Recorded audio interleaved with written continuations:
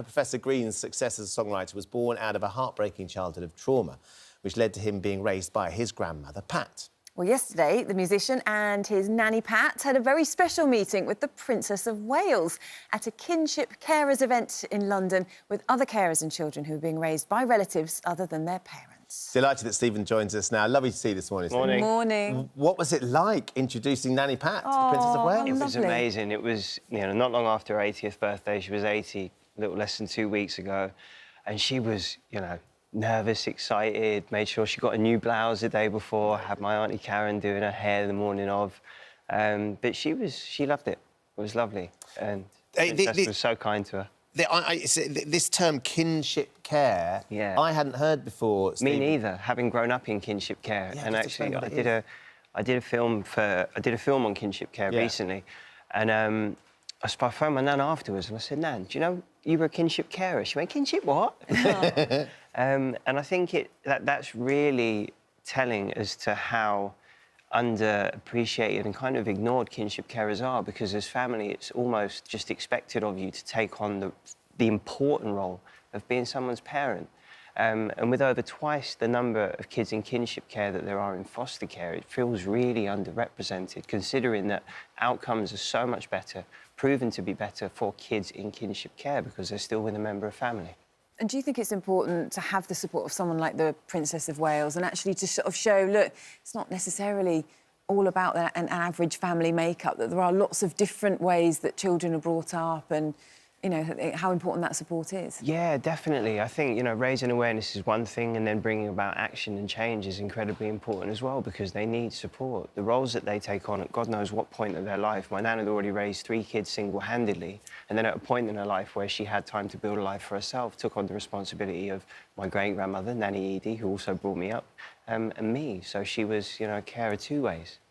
I mean, just looking at those pictures there of you sitting with the Princess of Wales, always strikes me what they're incredibly She's got warm. incredible posture. I always feel like I feel like a bit of a fawn. I'm like, yeah, I see the photos and I'm like, yes, there you go, yeah, exactly. I can confirm I'm taller than the Princess of Wales, but it doesn't look like it. Straighten your back, Stephen. Yeah, it's a life spent compensating. I'm 6'3". So. So what did she say, and what did Nanny Pat say to her? We had a conversation about what it was like, the challenges that she faced, and, she was asked if she would have appreciated having a group like Kinship, the charity, to support her, and she said, well, not really, because I was too busy.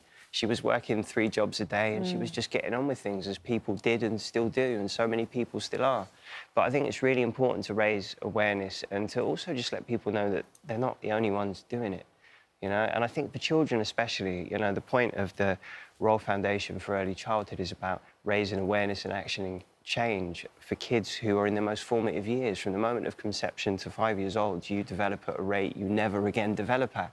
And that sets the foundation for the rest of your life. And early intervention, proactive action is the most important thing. It's a societal issue. All too often people think, someone going through a problem, that problem belongs to them and is theirs. But these problems impact society. 25% of prisoners, have gone through the care system. That's too big a number to be coincidental. And when those children end up in court, they generally face harder sentences despite never having much of a chance, if any. Whereas someone who comes from privilege will be given a more lenient sentence.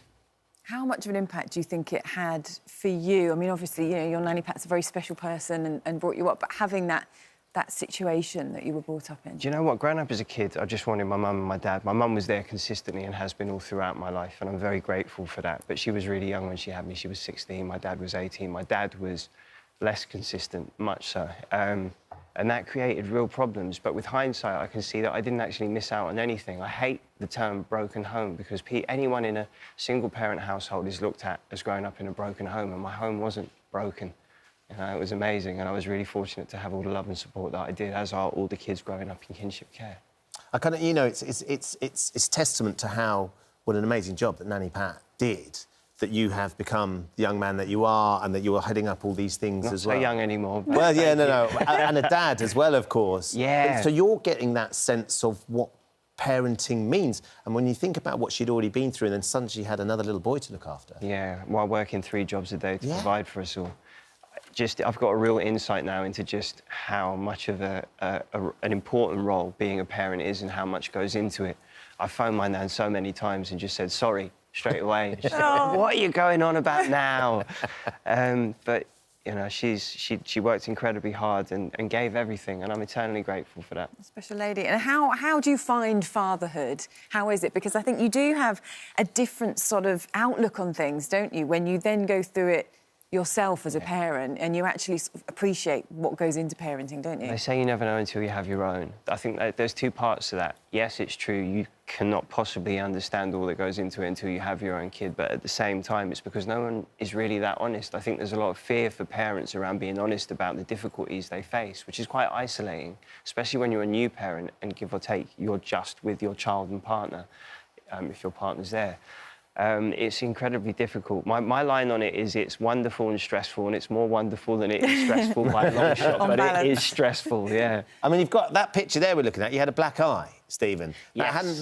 Now, was that from when you fell and you had your seizure? Yeah, that was really scary. How is your health? I mean, My health's, do you know what, my health's amazing. It was a real I just worry, finished. wasn't it, though? Yeah, completely. It came out of the blue. There was a lot of contributing factors. I had really poor gut health for a long time. I had an operation at 6 weeks old and I've had a life full of gut issues, as of, you know, many people. Over 8% of our population suffer with some sort of gut ailment every year. This is a thing that doesn't get spoken about much either. It led to me starting my own supplement company for gut health, the Gulp, to try and help people going through the same or similar. But it was really severe, and I had a seizure and seized for 8 minutes, and I was on my own. Happened in the garden. It's on CCTV that I haven't watched, but I smashed my head like nearly 20 times. Oh, no.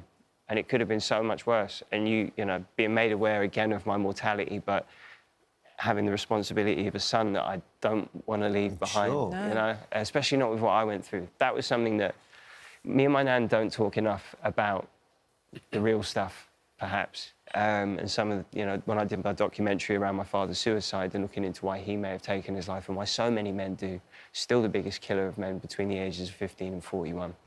And me being at nearly the age my dad was when he took his own life now, I think it's incredibly important to keep highlighting the situations that people go through and, you know, how important it is, again, early intervention to save people from, you know, themselves sometimes. But the idea of leaving a son behind without a father, you know, health is imperative, and, you know, health is wealth, isn't it? As cliche as that sounds, it really is, and I'm all too aware of that.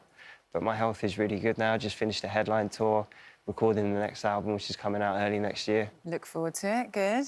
How does it feel to be doing all that and sort of really focusing on what's coming up and the creative side of your life? Because you can be a dad, you can run around being involved in these campaigns. There's nothing like changing a nappy to break the flow of creativity. Bring you back to reality. I built a studio in my back garden, which seemed like a really good idea at the time, but perhaps if I was a little bit further away from home, I wouldn't get so distracted. But it's the most wonderful distraction. But is that you can just soundproof the studio and you're like, I can't hear what's going on, I can't hear the noise? Yeah, I think that's more likely to come in handy if Karima needs a break. I can just disappear to the studio with Semaine. Because we are talking later, we've got this debate about whether there should be child-free zones on planes and trains. What do you make of this? Oh, you're right, and you're right at the heart of a child that, you know... Because at that age, it can be quite full-on, can't it? It can, yeah, but do you know what? Your level of understanding and patience changes when you have your own, because I would have probably been quite, you know, I've taken flights back from Ibiza where there's been crying children and I've been hungover and been like, my God, I just wish he'd stop. But now I have that child, and, you know, I'm always really grateful of people that are really accommodating. Like when you're on public transport, if I'm on the train with Semaine and he's having a bad time, it's always nice when people, you know, if he looks at them and they smile and then they start having a bit of back and forth, it's always really handy and helpful. So it's nice when people are accommodating of you having a child, because you're already going through a hell of a lot. Yeah, you appreciate those moments. You don't need a hungover me going, please keep your child out. Children are not here to be quiet. It's lovely to see you this morning, Stephen. Yeah, thanks for coming and sharing those stories. It's a really extraordinary thing, and to bring attention to kinship care as well is something that sort of you hadn't heard of, but we certainly are aware of now and understand its importance as well. Thank you. Big up Nanny Pat. Yeah, absolutely. Morning, Nanny Pat. Morning to you.